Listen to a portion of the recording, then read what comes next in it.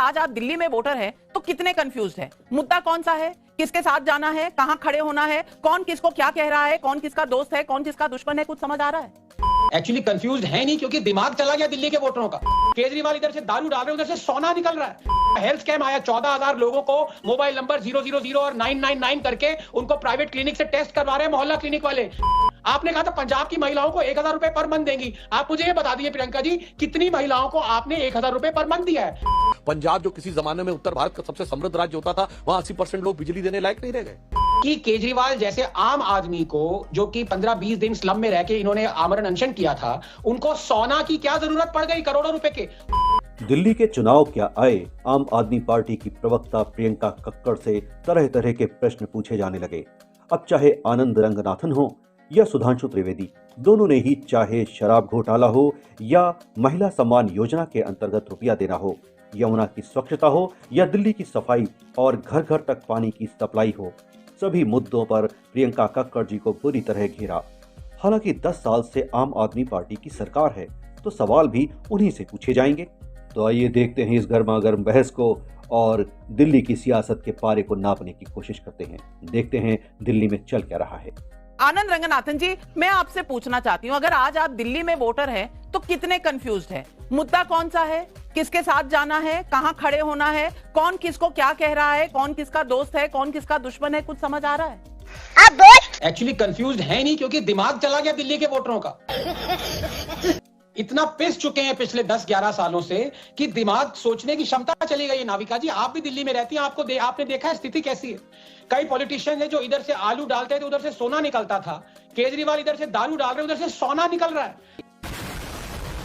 अब ये देखिए, टैटर्ड चप्पल पहनते हैं, ये फटी हुई शर्ट पहनते हैं, पुरानी पैंट पहनते हैं, रेनॉल्ट का 1.5 रुपए का पेन लगाते हैं। कोई मुझे बताएगा कि ये लाखों करोड़ों रुपए का सोना क्यों लगा रहे हैं अपने घर में? देख रहा है बिनो, हमारे टैक्स पेयर पैसे से। अभिषेक जी ने ठीक कहा, ये तब लगा रहे हैं सोना, तब लगा रहे हैं 12-12 लाख के कमोड, जब दिल्ली की जनता एक ऑक्सीजन सिलेंडर के लिए तरस रही थी, लोग मर रहे थे, तब इन्होंने, और आपने ही इसका भांडाफाड़ किया था जो स्कैम है। और as far as Priyanka ji मेरी बड़ी प्रिय मित्र हैं, लेकिन मैं इनसे ये कहना चाहूंगा कि कह रही है मैं डंके की चोट पे दिल्ली की एक्साइज पॉलिसी का सपोर्ट करती हूं, तो प्लीज मुझे ये बता दीजिए कि आपने फिर ये खुद ही एक्साइज पॉलिसी हटाई क्यों?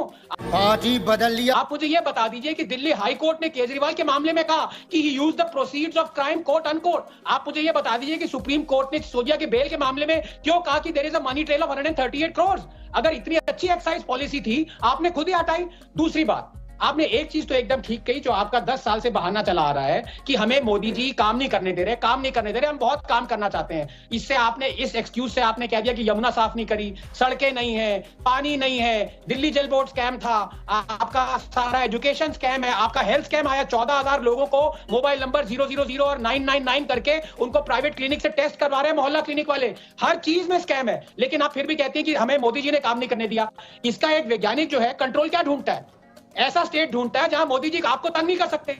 वो आपको 2.5 साल से पंजाब मिला हुआ है, तो आप मुझे 2-3 सवाल बता दीजिए। वहां पे तो लेफ्टिनेंट गवर्नर आपको तंग करने के लिए नहीं है, वहां पे मोदी जी तंग करने के लिए नहीं है, वहां पे आपने एक भी प्रॉमिस फुलफिल क्यों नहीं किया? आपने कहा था पंजाब की महिलाओं को 1,000 रुपए पर मंथ देंगी। आप मुझे ये बता दीजिए प्रियंका जी, कितनी महिलाओं को आपने 1,000 रुपए पर मंथ दिया है? ये हुई ना बात। और मैं ये सुधांशु से कहना चाहता हूं, इन्होंने आपके फेक न्यूज को उजागर नहीं किया।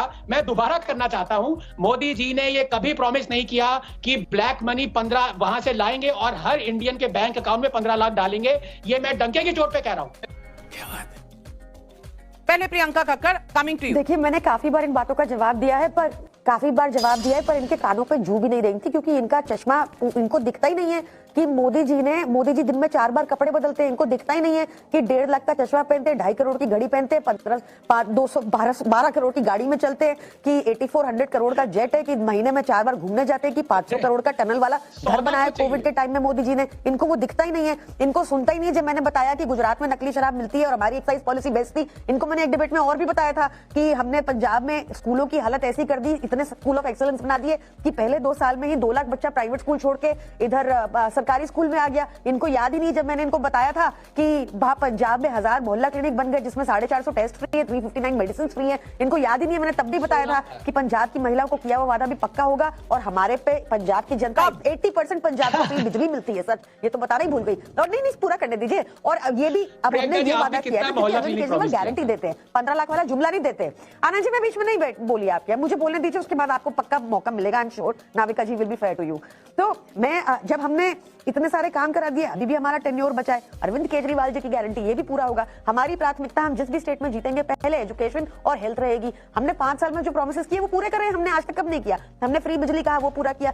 मेरे से पहले इनसे पहले अभिषेक भाई ने बातें कुछ कही, उन्होंने बोला कि मैंने मैनिफेस्टो का जिक्र किया, मैंने नहीं किया, पर उनको पार्टी लाइन मिली थी कि ये बोलना है इसलिए उन्होंने बोला, पर अब उन्होंने कर दिया तो मैं जवाब दे देती हूँ। हमने फ्री बिजली कहा, फ्री बिजली करी। हमने फ्री पानी कहा, फ्री पानी कर दिया। फ्री महिलाओं को बस यात्रा कही, वो कर दिया। फ्री बुजुर्गों को तीर्थ यात्रा कही, वो कर दिया। 38 फ्लाईओवर बना दिए, 3 university 6 university campuses, 11 vocational studies बना दिए। 22,000 क्लासरूम थे दिल्ली में पिछले 75 सालों में, उनको 25,000 और ऐड कर दिए। हमने दिल्ली के हॉस्पिटल बेड्स की संख्या 4 टाइम्स कर दी। हमने दिल्ली में 5 अभी निर्माण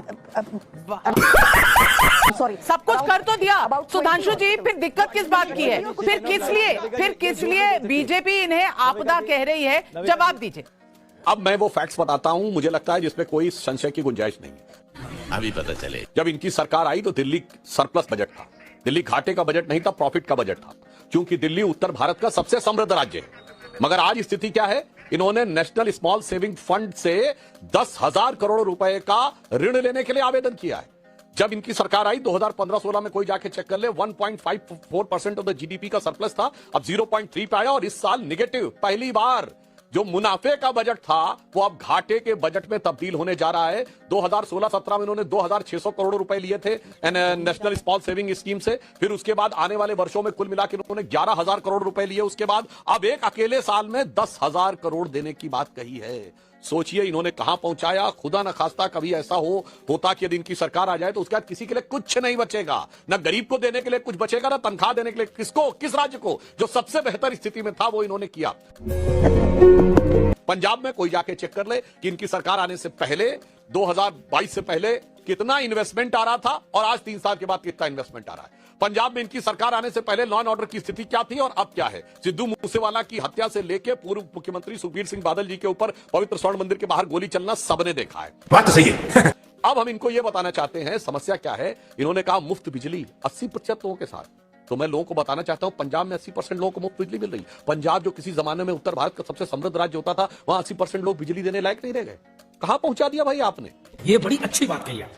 बहुत बड़ा सवाल। आनंद रंगनाथन आप हाथ उठा रहे थे, आपका काउंटर। और मैं 10 सवाल पूछूंगा तो प्रियंका जी एक का भी जवाब नहीं देंगे, इसलिए मैंने एक पूछा कि केजरीवाल जैसे आम आदमी को जो कि 15-20 दिन स्लम में रह के इन्होंने आमरण अनशन किया था, उनको सोना की क्या जरूरत पड़ गई करोड़ों रुपए के? उसका जवाब इन्होंने दिया नहीं। और इन्होंने ये कहा कि पंजाब में हमने 1000 मोहल्ला क्लिनिक्स बनाई हैं। वो अलग बात है कि घोटाला रहने दीजिए मोहल्ला क्लिनिक का, लेकिन इनका वादा कितना था? 16,000 मोहल्ला क्लिनिक। पंजाब में इनका वादा क्या था कि 1,000 रुपए पर मंथ देंगे। एक महिला को इन्होंने दिया, ये इन्होंने बात करी नहीं। लेकिन अब मैं प्रियंका जी आपके अब फार्म फायर्स रोक देंगे, बहुत सारी चीजें, ड्रग को 1 महीने में प्रॉब्लम खत्म कर देंगे, एक भी प्रॉमिस पूरा नहीं किया है। आग लगा दी, आग लगा दी, आग लगा दी, आग लगा दी।